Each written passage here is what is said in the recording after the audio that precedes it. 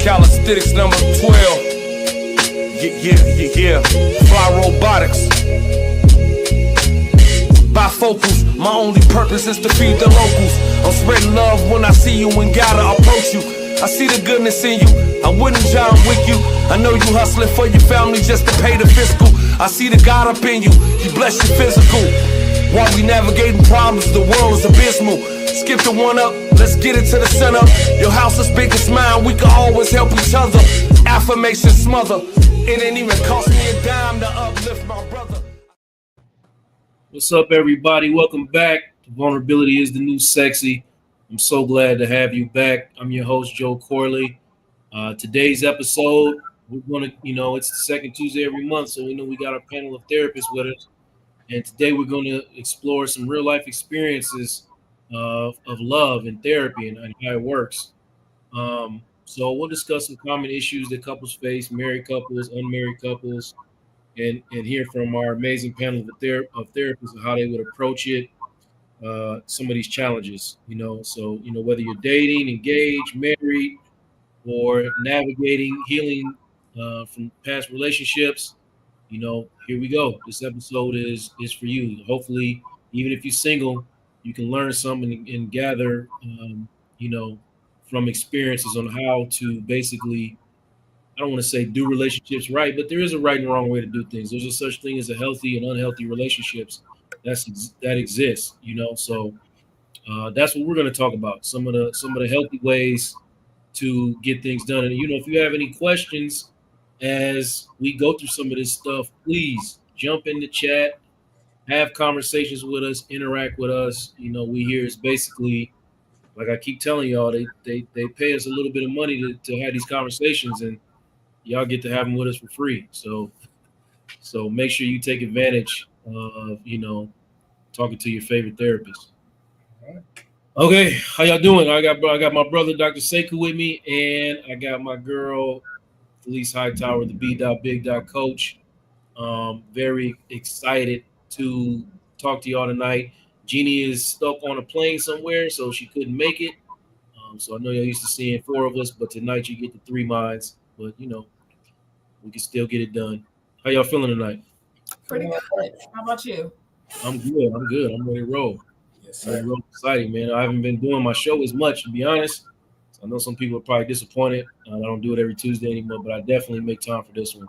I just got a lot going on, but I'm gonna figure out a way to get back on every week. So if y'all out there, you're mad at me, I apologize. I'm gonna get back on every week. Okay, I'm gonna figure it out.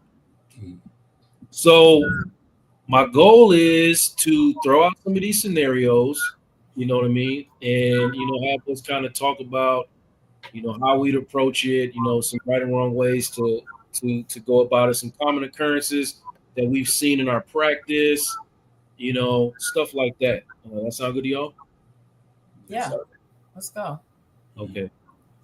So I'm gonna put a question in the chat, and we're gonna go from there. So the first scenario is, let me get that up. First scenario is going to be around communication styles. So let me get the question up. Sorry. Producing myself today. It's going to be around communication styles. So here it goes. I'll put it in the chat.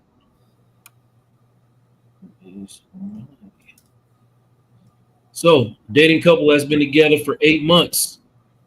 She feels like he shuts down when she brings up big issues. He says she nags too much and he just wants peace. They love each other, but they argue weekly. Say something if you have say something out there in the chat if you have this experience as we talk about it. Please add to it if you want to add to it. But that's the scenario we're gonna start with. And my first question is gonna go to you, Felice. How do you approach communication breakdowns in dating couples? Do you see dating couples or you see married couples? I see a few dating couples, and I think that's very encouraging when they're dating and they seek out therapy. That I think that's a big sign of maturity, especially when they both agree and no one has to be coerced or, nagged into coming. So I think that's a great sign for dating couples. I do believe that arguing is not necessarily a bad thing. I think that it means that the couple still likes one another and really wants to get to the bottom of something. I think silence is the deafening red flag for couples when they get quiet. So I think arguing is not necessarily a bad thing. You just have to argue healthy. You have to be able to get through conflict in a way that you hear your partner and listen for understanding. So I just think it takes really good active listening. I think it takes good summarization and checking in to see whether or not what they heard was accurate and get closer and drill down until the person feels like they've been heard and understood. Go deeper into some of those things you said, because everybody don't know that therapy when we're talking.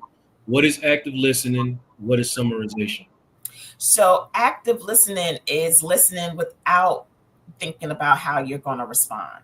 Come on now. So a lot of people, when they're engaging or they're in an argument, they already thinking about what they're going to say next, But when you're doing that, you're not really paying attention to what your partner is trying to relay to you. And you're not really trying to understand the content and the context behind it. And so active listening is really just being present, getting rid of the distractions and really hearing your partner. The summarization is you saying, well, I think I heard you say this, right? Because when you know that you're going to try to summarize what you think you heard, you have to listen.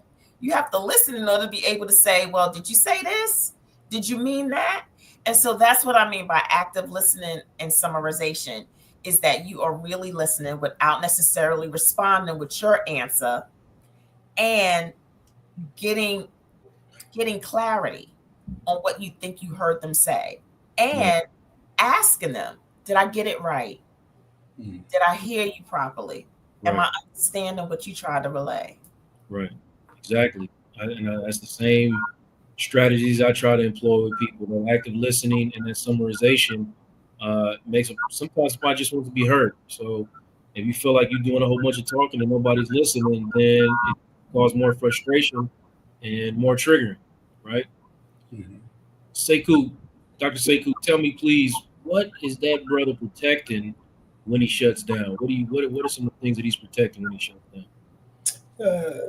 Some of the things he may be protecting when he shuts down is his emotions to express himself in a way that may not be well received. He might express himself with frustration or anger, or it's just safer for the gentleman might not express himself because it's just safer not to go there and respond to whatever she brings up because, hey, I think I know how this is going to go because we've been at this for X amount of time and, you have these questions and then I get to explaining, then it becomes more questions. So he may not want to be as vulnerable, or he just might want to protect his emotions from going too far left.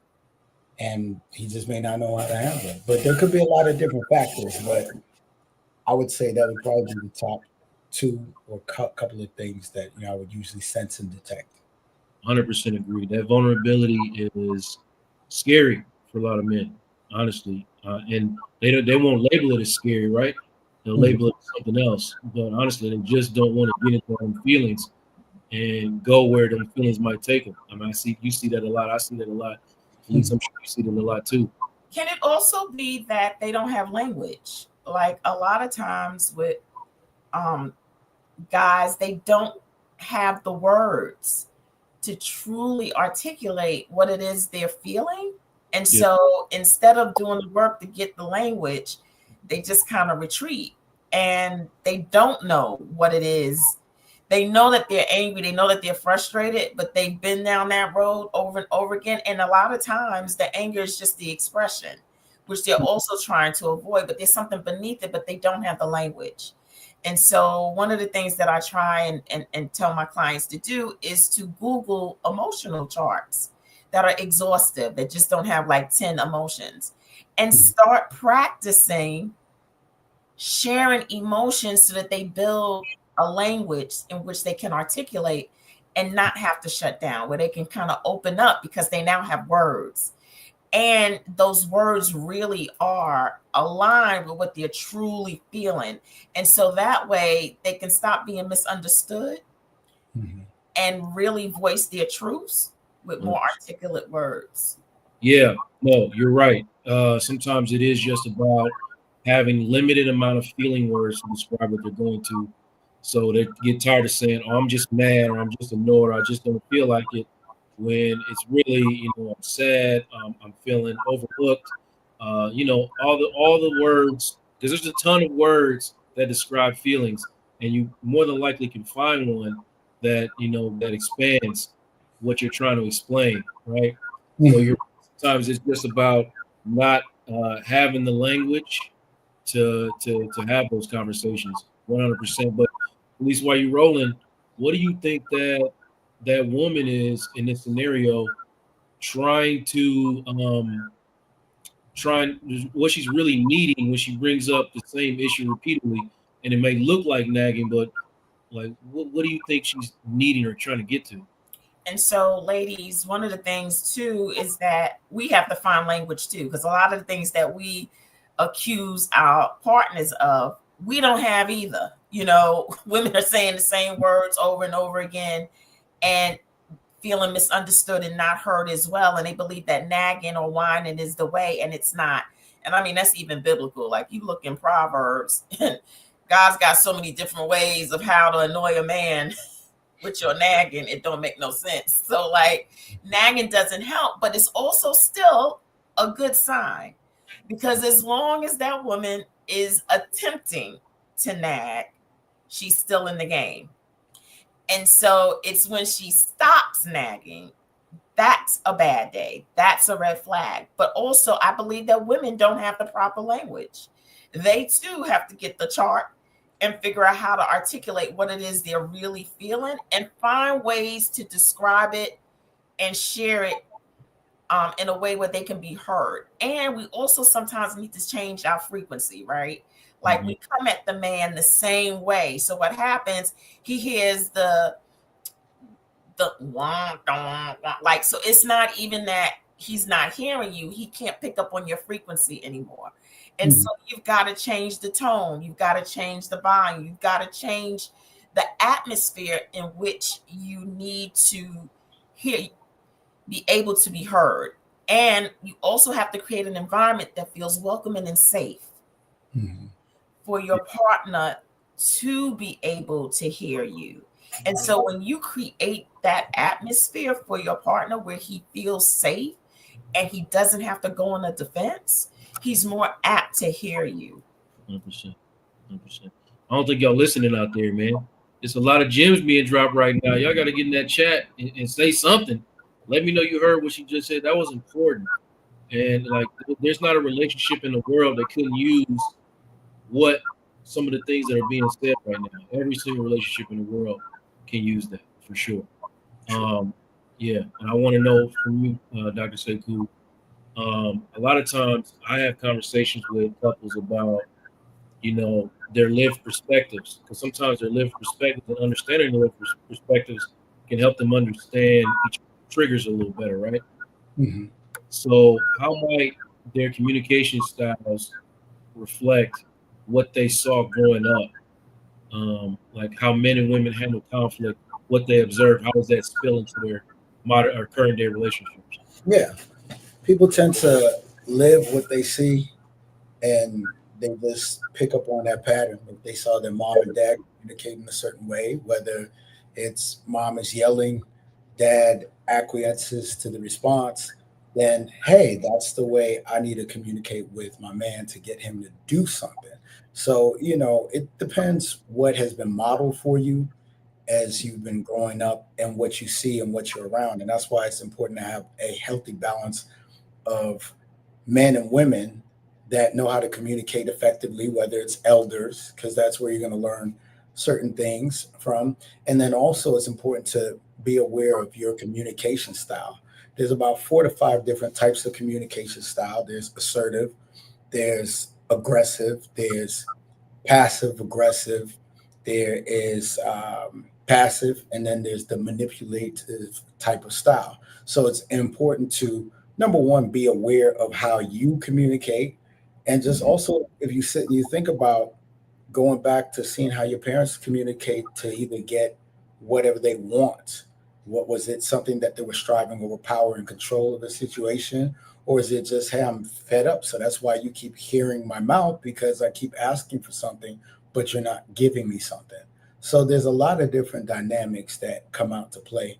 But I think it's always important. You got to start from the root and just see how your folks was communicating, and then just really start being more aware of what is my communication style. Because there's some people that are passive, they'll push stuff down, then it builds and breeds resentment.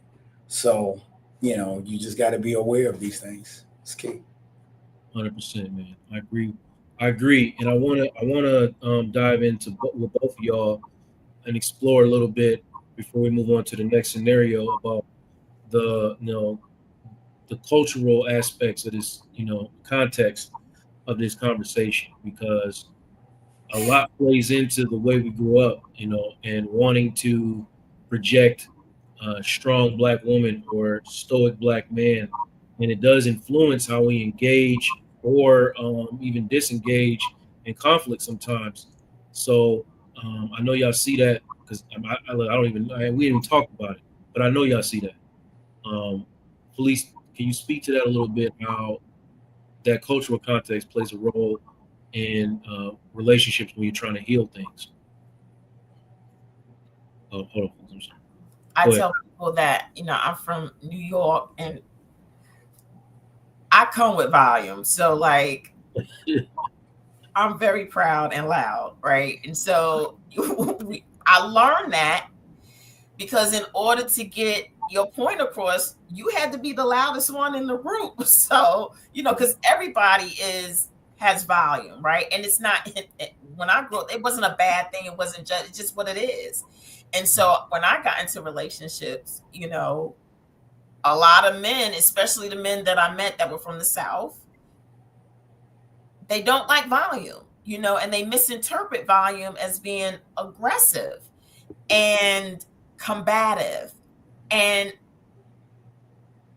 to this day, still, I have to learn how to lower my volume, it's taught, right? So like when I don't think I'm being heard, the volume rises, right? But volume isn't communicative. It's just noise. And so that was modeled for me. And I hear that in a lot of ethnicities, especially ethnicities of color. It's not just us. You have other ethnicities too who are very loud and aggressive, and it feels combative. And then if you have a spouse who's doesn't like conflict, will avoid it, they can shut down or retreat or feel intimidated to enter a space with you based upon how you grew up culturally. And so, and this is what I say too, just because we grew up culturally doesn't mean that we still don't have the job to learn how to do it better. Mm-hmm. I'm not judging it. It's just that there's a better way to do things. And so, especially if you don't want to be on an island by yourself and you want to be amongst people and have a partner, then you've got to learn how to meet people halfway. And so that's just how I grew up. And some of the things that I'm still learning, because don't let me go back to Brooklyn and get around the volume go right back up. You just, right. And I got to retrain myself all over again, right? So, it just, or don't let me get around people who are from up north and then the shouting match comes on. So it's just, it's constant training, it's rigor, and it's commitment to showing up and being your best at all times, especially for the people you claim you want to love. And so if you claim you want to love them, then you got to meet them halfway, and you got to learn how to,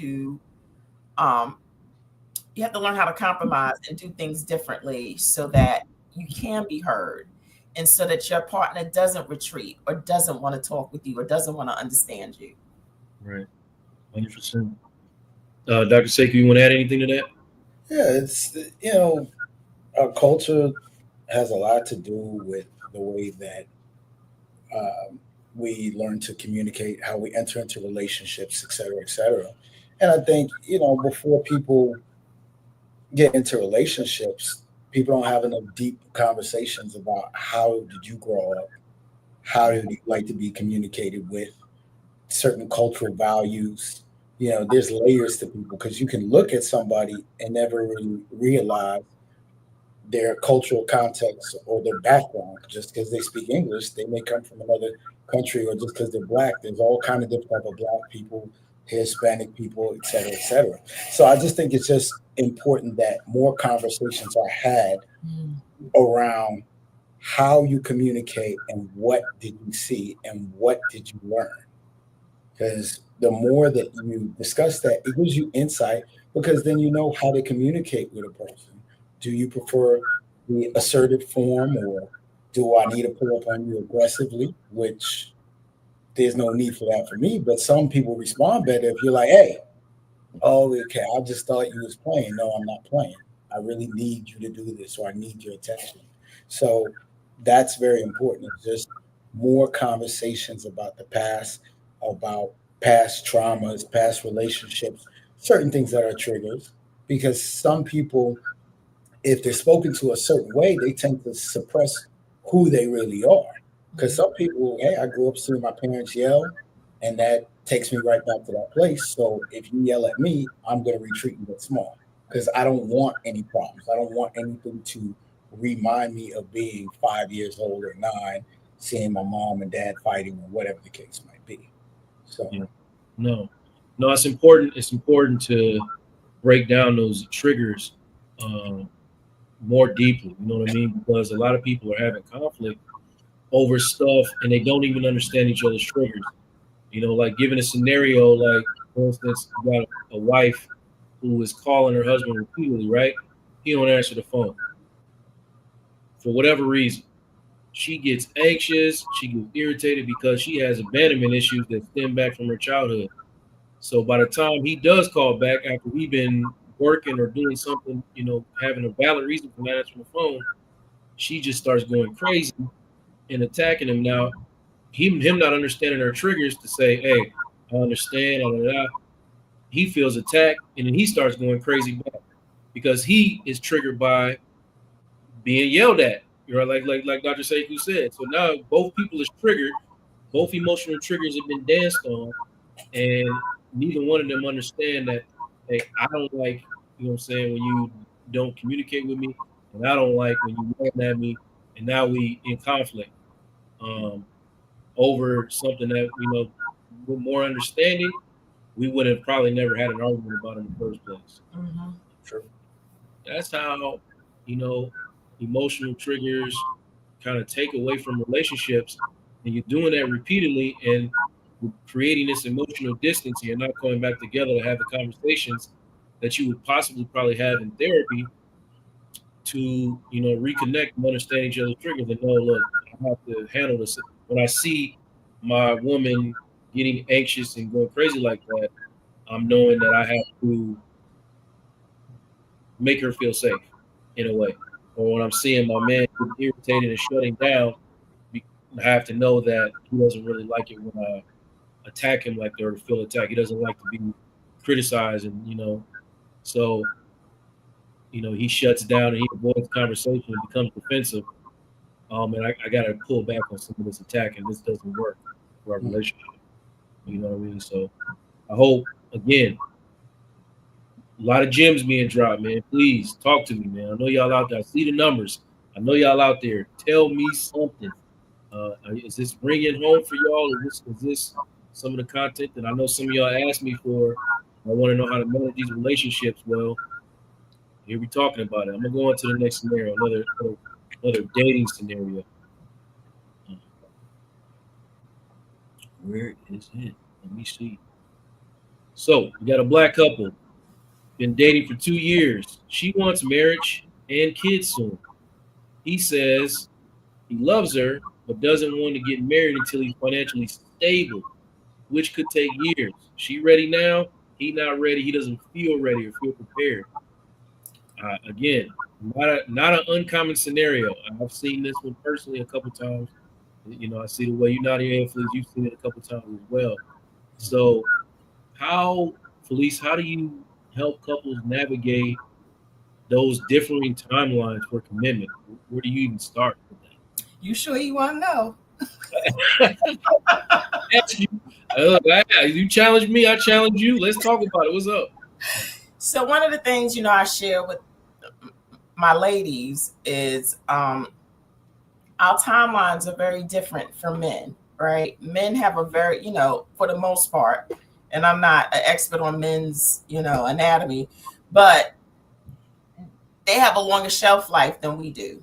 And so a lot of our women worry about, their fertility and their ability for having children, their energy and capacity for carrying a child. And so for some women, a lot of their biological clock governs their need and sometimes their rush to start and have a committed relationship, and that leads to marriage possibly. And so sometimes I tell my ladies that if you want to remove that, go ahead and go to a fertility doctor and look into freezing your eggs so that you can remove that angst about you having children. Go ahead and freeze them. Look into your options about what that looks like so that you're free to be able to give your man that opportunity to rise up to whatever that financial thing is. Or if that is not possible, I tell my ladies, look, find another bus to get on. For whatever reason, and I know what it's like, especially, for our Black ladies, they're like, I found this guy, he's great. And they hang on for dear life, but sometimes the timing is not right. And so if you can't give that man that time to do what he needs to do to feel like he can be the provider for you, then you need to get off that bus and get on a new one. And you have to be real with yourself about that. And you have to believe that if the universe was able to send you somebody that is close, that is your signal that you are on the right track with your wholeness to attract somebody that now has the ability to be where they need to be for you. Because it's got to be equal. And, a lot of men, I get it. And they want these women to wait, but it's apples to oranges. It's not equal playing ground for us. And so I don't mean any harm, but you'll find a woman that will dust a 90-year-old man off, you know what I mean? Dust him off and be good. But it doesn't work like that for us. There's not a whole lot of dudes trying to dust off a 90-year-old woman. And so it's not equal. So because it's not equal, I tell my girls they have to make a decision about, and the reality and the capacity about how they can really wait for that man to get his finances in order. Yeah. I mean, it's a scenario, right? It's a scenario we call for. We know that this particular person is wanting kids, and soon, sometimes it is valid biologically an issue, right?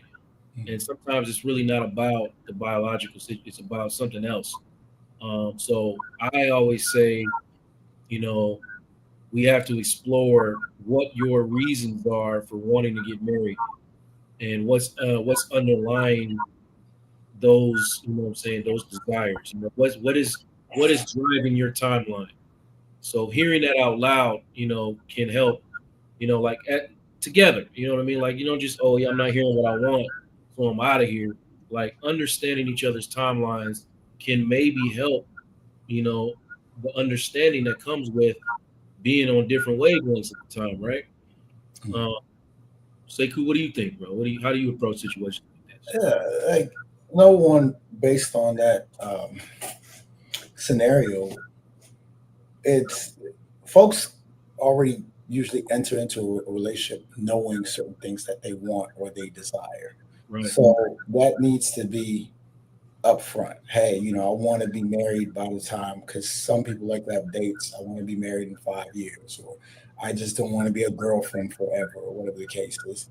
And then for that man, if he's expressing to himself or expressing to her, finances is important, and I want to be able to fully provide or do whatever the relationship, however they decide, whether it's you stay at home, I pay for everything, or 50-50. All these discussions just need to happen. And I don't think a lot of times people are really getting to the root of stuff, because when a man does not feel financially secure, it's hard to be more vulnerable, because he knows, hey, my woman might bring something up against me, or I just don't feel like I'm the man because I just cannot afford this house that I know she would like, or whatever else it may be. So that's why a lot of those conversations, they got to occur early, but then we need to figure out how can we meet in the middle, if there's a middle, right? Just like maybe you want to freeze your eggs, so you're more healthier, or let's figure out what is it going to take to get you to where you need to be financially. What is that number? Not just, oh, I just want a good job, but we need to have some specific things set in place. Is it a certain amount of money you have to acquire first before you feel I'm ready to get married? Because tomorrow there's no guarantees in life. So things can go up and down, but it's more so about the chemistry, the connection, and the commitment that you have with that person to build something that you feel that can last. So those are some of the deeper things that I like to focus on, is just the reason why, how can you all meet in the middle, and what is it going to take for you to feel secure, and why is there, is this the reason why you want to have a baby is because your age or whatever else it is, or is it because your friends are getting married? I don't know, but I think it's important to uncover some of these things and figure out how we can get two people on one accord to work towards their plan at the end of the day. Yeah. And I 100% agree with both of y'all. Like we can't argue with either aspect of that, that's really, it is. I mean, it is uneven, it is, there's some emotional things that go into being a man who is not financially stable or financially secure. Some timeline issues that go with being a woman and wanting to have kids by a certain age at a certain time. And these are real things, but they have to be discussed. What does getting married and starting a family soon actually mean to you, and what does it say about your worth as a woman? What does being financially stable before marriage mean to you, and your role as like a husband and a father? Like, are you tying your worth to your ability to provide for your family? And those perspectives, they may trigger some fears, but you have to have those conversations, because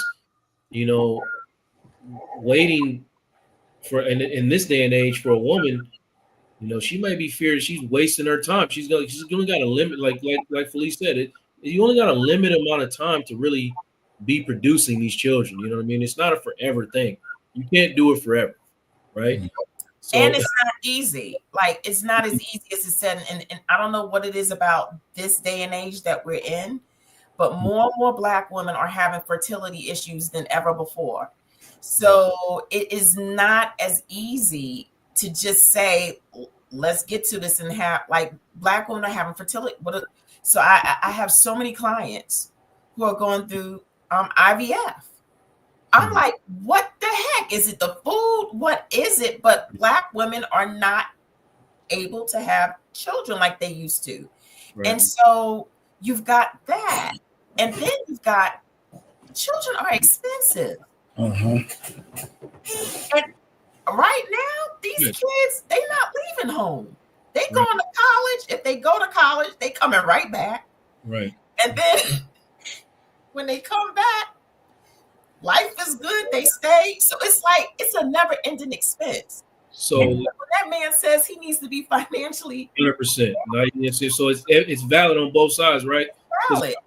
For a man, marrying without financial security can trigger like a lot of fears of failure and being inadequate. And that is, the same way that those infertility rates are going up, that mental health for Black men is plummeting. right now, because the fears of failure and inadequacy, not fulfilling your role as a provider, in all the Black cultural contexts that come, that are emphasized, with responsibility and strength in men. So like both scenarios are valid, and we got to come together and figure out a plan that works for both of us. And first of all, we got to understand what we need emotionally. So let me ask you this, Joe. Ask me, what's up? And you too, Dr. Sekou. I'm sorry if I'm not pronouncing it right. Sekou, that's cool. I'm sorry. Uh-huh. Should they even, if you're not ready, should you be in a relationship? Like, why not just get your act together and then come into the relationship? So like, because sometimes I think it's kind of selfish, like, for that you're not ready, that you're not ready to commit. So, just have a good time and do your thing until you're there. Because one of the things that I share with my women too is that he has the potential to do all these things, but you may not be potential. And so I believe in being equally yoked, of course, all the gamuts, right? And so if you're not potential, but he is, what can that look like? That could take years before you actually, and then you've got to see him doing and creating a plan for this financial stability that he's looking for. So do you really believe that a man should be entering or engaging in a possibly committed relationship if he doesn't believe he's ready? Not at all. I feel that you got to take care of what you got to do as a man. And then you can't help if you meet someone, and I get that part. We all meet somebody and, oh, wow, I wasn't looking for anything. Now it turns out to be this. But you have to be focused on your purpose, and that needs to be a priority. So if your priority was getting out of debt, or I want to buy a house first, or I want to pay off this or pay off that, all of those things need to be expressed, but you need to stay on your path. I feel you have to be mature enough to have those types of conversations. And some people don't want to have those conversations. Some people are not realistic about having those conversations. So they just kind of skate over things. And then the emotions takes over. Now you're knee deep in love and you're still trying to figure stuff out. When you should really just try to get as much stuff taken care of on your own. Then you join forces with someone, then you're much more powerful together because you took the time to do the work. You took the time to take care of your finances, et cetera, et cetera. And now we're just talking about planning out the rest of our lives together. Yeah. I feel like this perspectives change with lived experience, right? I might go into a situation not knowing that is who I want to be as a man. I want to be a provider. I want to be a husband. I want to be a father. I never even really thought about it that way because I've never met a woman that made me even consider those perspectives and want to be good enough for that. So I might not even know in the beginning of a relationship. I'm just looking for companionship, and because there are women out there who don't want to be married, who don't want to have kids. You know what I mean? So some of those conversations don't come up. In this scenario that we talked about, they've been dating for 2 years. How long have you known that you wanted to be a wife and a mother? You know what I mean? So those kind of conversations, should you be dating someone for 2 years as a woman, if you know that this is what you want, and you have now reached a point 2 years later where you have decided that this is what you want for your future? Or did you also not know that that's what you wanted until you saw this man who you saw could be a good father and a good husband, and you thought maybe this is for you? So dating someone for 2 years, that's a long time, Felice. You know what I mean? Like, that's a long time to be dating someone. What kind of conversations have y'all had in those 2 years? I feel like this is a conversation where both sides equally have failed at communication. Mm-hmm. And 2 years is a good stopping point if you need to stop. I mean, it really is. It's not 10, right? And so 2 years is a good stopping point to be like, you know what, let's reevaluate. This is where I'm at. I don't like, it's been nice. Yeah. Thank you. No, seriously. Thank Yeah. you. People come into your life for a reason, a season, or a lifetime. Mhm. And so thank you for the season. And I'm out. And take the data, take the lessons, the good ones, and use the good ones for your next relationship.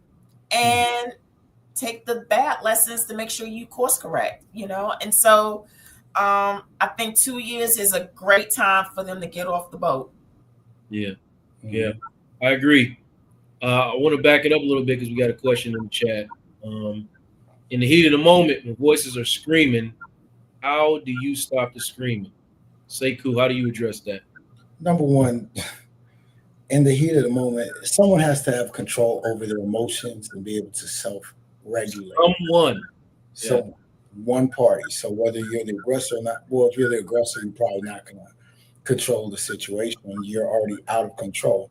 But if that was me in a situation, someone is screaming and yelling, I'm going to respond to them calmly, and I'm going to ask them, could you please stop? Because I can't even hear what you're talking about.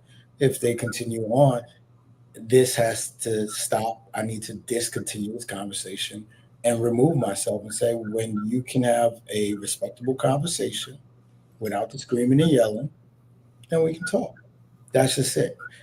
Disengage and don't engage and continue throwing that fuel on the fire, because then now you got two people just arguing.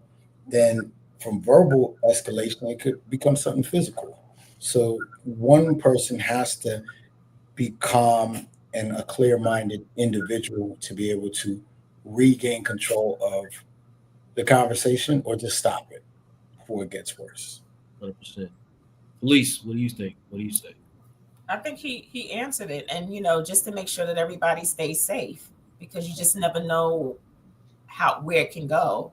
Remove yourself for safety purposes. I mean, so if he or she is still screaming, they're doing it for themselves, but you're not there, and so you wouldn't know if they still screaming because you removed yourself and you made sure that you were safe.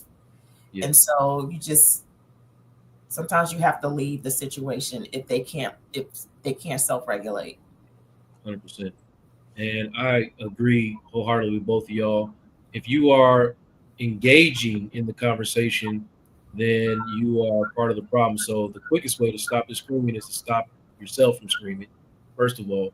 And then second of all, like both of these therapists, brilliant therapists said, set boundary. There's a difference between control and a boundary. Because a boundary is something that protects your emotional safety. So if you don't like being yelled at, hey, I cannot engage in this conversation. I feel threatened. I don't feel safe. These are all I statements. It has nothing to do with you. I don't feel good having conversations where we're yelling. If this continues, I cannot engage in this. I cannot. And that's that. And if the person doesn't respect that, then you have a larger problem than just this little argument that y'all possibly have, right? So there's that. Lori, thanks for your question. I really appreciate it. I'm gonna get one of these married scenarios in because we run out of time. I'm gonna get one of these married scenarios in. Give me 1 second to pull one up. Because we gotta spread the love a little bit. Couple been married.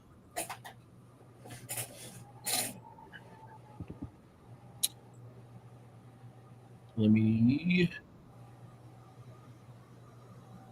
Black couple been married 10 years. Has been together 10 years. I hope that means they've been married 10 years. I don't know what that means. Wife discovers a husband has been texting another woman daily about work stress and personal feelings. He say it's just a friend. But she overreacts. She overreacts and she feels betrayed. This is a conversation about emotional affairs, right? Because sometimes them affairs ain't always physical. So, Felice, give me some definitions of emotional infidelity. How does that look like? What does that look like? So it's when lines are crossed, right? And right now, people are so much more open and free in their relationship. So once again, communication is key. When you're in a relationship, you have to define what's a line that shouldn't be crossed. Some people are okay with their husbands having friends of the opposite sex, and that's nothing to them. And in fact, they're like, have at it, like free me up from having to talk to him. You know what I mean? So it depends. Yeah. It depends. You got to make sure like y'all have those talks. But if that's a line, you've got to create boundaries in your relationship. And what does that look like? So your boundaries have to be based upon your values. One of my values is respect. Now, you ain't got to like me or love me, but you do have to respect me. And so what does respect need to look like for me? So whatever it is you wouldn't want done to you, don't do it to me. And so how do you honor your partner in a way that says that I'm faithful and I'm loyal and that you're the person that I want to come to? And so there's just these lines that don't need to be crossed. And y'all need to talk about those lines and those boundaries. And what does that mean? That means that if there's something that you're going through, I'm the one you talk to, or we get a therapist. You do not talk to another woman. And depending upon where you are in your, talk to another male if it's in a homosexual type of relationship or partnership. Like, you can't cross those boundaries, and so you need to communicate that up front, and you need to honor that with your because emotional betrayal can be a little bit more tricky than physical. Especially for men, when it's the woman who is doing the texting with another man, because men know that we're emotional creatures. And so for us to engage with another man outside of our husband or partner, that's deep. You are inadequate. It says straight to you're inadequate as a man. Right. That is really deep. And she's connected with them. It's almost spiritual. And she's probably on her way out, because that's something that a woman really desires from their men, is that emotional connection. And that's why it's betrayal to the wife too, because she wants to be that for her mate. And so when she sees that man reaching out to another woman who was able to pull that out of her man, that is straight up betrayal. And so emotional infidelity is way more hurtful and stinging to me than the physical. Dr. Sekou, like, how do you begin to even approach therapeutically, approach a solution? Or we've decided, hey, I feel betrayed. I ain't going nowhere. We ain't going nowhere. Nobody going nowhere. We staying together. How do you approach it from a therapeutic standpoint? Number one, I think it'd be important to understand from that man's point of view is why or what is it about this person or that coworker? Why do you just talk to them so freely about that? Yeah. And then also for that woman to take an inventory as well too, because I look at both sides of it. Is she emotionally available and supportive for him when he comes home to talk about stuff, or is it like, here you go again complaining about your job, or toughen up? There's a lot of other dynamics. And then I know at work, some people have a work husband and a work wife. Context is very important. So number one, I want to understand the context and why certain things are going on. And if it's just generally work, y'all vent about it, it's going to give the wife a better understanding of what's going on. It may not make her feel pleased, but she would understand, well, I don't want to hear about your job, so that's why you did it. But how are we going to fix it? Well, this is what I need from you. And then that's when we open it up to discuss what are the needs. I need a spouse that will listen to me and make time for me to talk about if I've had a hard day. But when someone else makes things a lot more comfortable and easier, people tend to do what's easy, what comes natural. It's coming to me easy, so she's an easy person to talk to. So I talk to her. I'm not saying it's right, but I would want to understand the context behind how things got to this point and to this level. Yeah. And can I add to that too? Because that's really great. Thank you for providing that. But one of the things too, like with this scenario, yes, the coworker is easy to talk to. They at work with you in the trenches, like you know what I mean? She not washing your clothes. She not having to make your meals. Heck, she not having to sleep with you. You know, so it is easy. And so you got to put all the context in it. Because a lot of times we slip into these modes thinking that, oh my gosh, she's so easy. Yeah, and then you try and date her. Then it's another situation. Totally different situation. And guess what? You're going to be back home with that wife who was like, go ahead and talk to her now. You know what I mean? So it's like, you got to just really keep it real. It is easier to talk to somebody at work than it is at home because y'all got a different, totally dynamic, which is more involved in why the interaction is not happening between the husband and the wife. And so for the fellas out there, just so that you don't get it twisted, yes, the work wife is easy because she don't have none of the gigs that your wife have. So it's true. It's true. So I don't want you to think that you can go and skip on over Vice versa for the women, right? Vice versa for the women, right? Like, you know, because we get to work husbands too. You know what I mean? They both do it. You know what I mean? And it's like it's easier to do that than addressing those relationship gaps that y'all got sometimes. Right? Like I don't have to put up with, you know what I'm saying, none of that other stuff that comes with being your husband or being your wife. I don't have to deal with all of that on top of, you know, yeah, you're a great guy. You're a great woman. You're easy to talk to. But if it's all I got to do is talk to you, that's much easier than the rest of the work that goes into like trying to make a relationship work. Yeah. You know, it's difficult to address those gaps, man. Like it's a lot of hard work to really, you know, become aware of, you know, your partner's stress without taking it personal. You know, or, you know, asking or looking for validation, you know, as, oh yeah, you're a good man or you're a good woman when you haven't, you know, cooked dinner in a month. You know what I mean? And she brings dinner, she brings lunch every day for you or something. I mean, work wife break you off a little piece of that Lunchable every single time.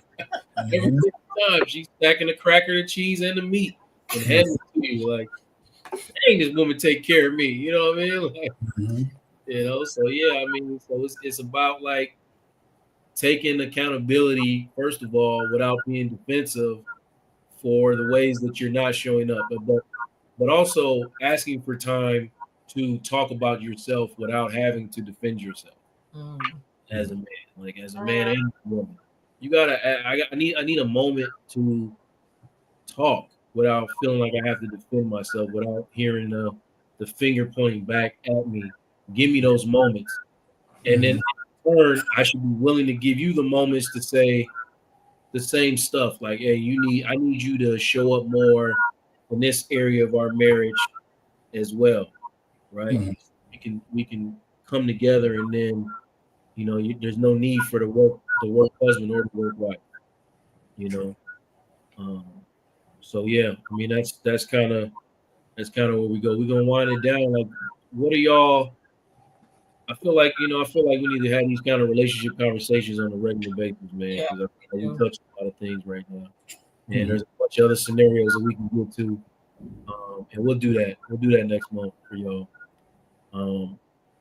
Those were good, Joe. Those were good scenarios. Appreciate it, because I came up with those from real life experiences, and like I want y'all to do the same. You know what I mean? Like, they come with these real life experiences that come about in y'all daily routines as therapists, because people be afraid to go in them therapy rooms because they don't want to find out what's wrong with them. They want to go in there and do all the finger pointing, right? But they don't want to go in there and find out what am I doing wrong. That's why they don't go. And they become all the other. That's why they don't go.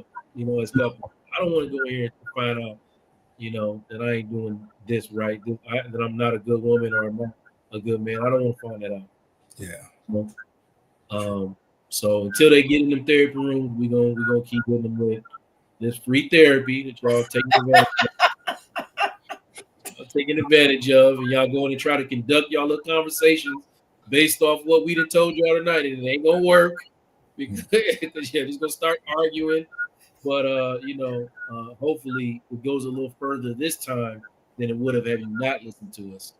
But ultimately, get in with a professional, man. Get in with a professional and help because a little bit of communication clear up can go a long, it can add years to y'all's situations. You know what I mean? It can add forever to y'all situation, honestly. Yeah, some of y'all leaving and separating from good people because you don't know how to talk. Yep. You know? Or you And just then you not find doing out it. 20 years later, like, had I just, you know, and it's so much you pay dearly on the back end when you just put the work up on the front end. You do the work on the front end, you're gonna be good on the back end. It's just so much more expensive Yep. on the back end when you don't do the work. And it's just a little bit of language. And just get out of your head. Whatever's in your head, speak it. You know, let somebody know what you're thinking, what you're feeling, and educate where you are so that person doesn't have to assume.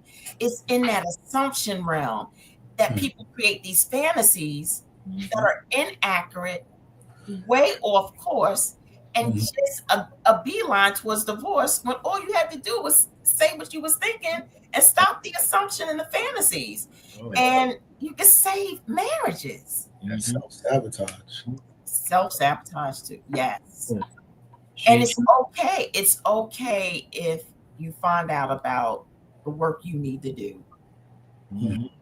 It is not a signal that you're not a bad person. And that's why therapy is so important, because the judgment ends in that set. Like, we're not there to judge you. How can I judge you, right? Only way I'm gonna judge you is you don't pay me. But after that, it's no judgment. And so you can be your total, honest, transparent self and get the healing that you need to be the person. Because when you fix you, everything else falls into place. Yeah. So this is about you being your best version of you for you first. And then when you do you and get you healed first for you, of course, you're going to show up as a better person and a partner. 100%. 100%. And yeah, you in the text messages, work wife talking about she going to hang from the chandelier. Meanwhile, you thinking your wife going to hang from the chandelier, but if you ask her, she'll hang upside down on that damn chandelier. You know what I mean? Like, cause she want to get free too. You think you ain't even asked her. You know what I mean? You ain't even asked her what she willing to do. She coming in dressed like Wonder Woman. If she trying to do some stuff, she wants you to do some things that you ain't really thought about doing. You know what I mean? Like, we've seen that, right? We've seen that lack of communication. Like, oh, I didn't know you was willing. Like, y'all been married 15 years and they never talked about these things. 15 plus years, and do not talk about certain things because you didn't have the courage to be like, or the shame to be like, oh, am I a weirdo for wanting to do some stuff? You know what I mean? Like those little sexual conversations that lead you into somebody else's bed. You know, if your wife is willing to do that. Sometimes, not all the time. And sometimes with your wife, you need to be told, like, folks in trouble, Joe. Yeah, I'm gonna get somebody in trouble, but sometimes the wife need to be told, hey, look, you gotta get up, untouch them pearls, put down that Bible, and shake something, okay? You can't always be about what you wanted to be about, But look, Dr. Sekou, man, you got any closing thoughts for us, man, before we about to close it? Communication. I can't stress that more than enough. It's important to take time to really get to know your partner. First, before getting to know your partner, get to know yourself. What is your expectations? What are some things that you want? And be able to clearly communicate that to your partner so you all could get the most out of the relationship. And don't ever expect someone to be a mind reader for you. You have to be that person that's going to be able to express yourself and set your expectations for that relationship to be able to get the most out of it. So you got to put in something to get out something. That's it. Felice, please. I think I said it, previously. I didn't know that was going to be my ending, but I think I'll leave it with that. But A lot right there. I do believe that there's a reason you chose this person, right? And so go back to the original reason as to what caught your eye, what caught your attention, and then try and regain that. Like go back, do some things, and hopefully we'll talk about what some of those things are that can get you to revive your relationship and help you to remember why you chose that individual. Felice pretty much said commitment. Dr. Sekou said communication for the most part, and that's really all it is. You know what I mean? It's commitment and communication. It's those things come with. I'm add one more C to it. Courage. You gotta have the courage to communicate and commit, because a lot of y'all are leaving these relationships because you are afraid and don't know how to talk about what you need and communicate honestly. That takes courage. Confronting your wounds and holding empathy for your partner's journey, that takes courage, and to choose each other, like Felice said, to choose each other even when it's hard, that takes courage, especially for Black couples, because healing together means you have to unlearn tons of generational patterns that have been pushed upon us that don't actually make sense. And you have to challenge cultural expectations and create a new blueprint for love. Like when you breaking these generational patterns, you're creating a brand new blueprint for what love looks like, not only for you, but for your bloodline. For your bloodline, what does it look like? But as always, this is vulnerability is the new sexy. Vulnerability is not weakness. It's the foundation of intimacy and trust. And remember that. Vulnerability is in fact, somebody said, is it? When I told them that earlier today, that's my name of my podcast. Is it? Yeah, it is. Vulnerability is the new sexy, straight up and down. It's the foundation of intimacy and trust. And, if the more vulnerable you get, the more empathetic you get, and, the less, scared. And that's where your courage is going to come from. So, hey, till next time, y'all keep loving each other, keep doing your best to show up honestly, and keep building a relationship that your soul desires. All right. Like really keep working on it. Thank y'all very much for joining us tonight. Please go to my website. We got all of us got our websites up here. I didn't get a chance for y'all but all of our websites are up here. Go to our websites, contact us. One, if you need help, but two, if you have something that you want us to talk about, you can go to my website, shoot me an email, and I will, bring it up on the show. If you have a scenario that you want us to address, bring it up, and I'll bring it up with this beautiful panel of intelligent people, and we'll talk about it. All right. But that's it for now. Yeah. Listen, I'll see y'all next time. Y'all have a good night.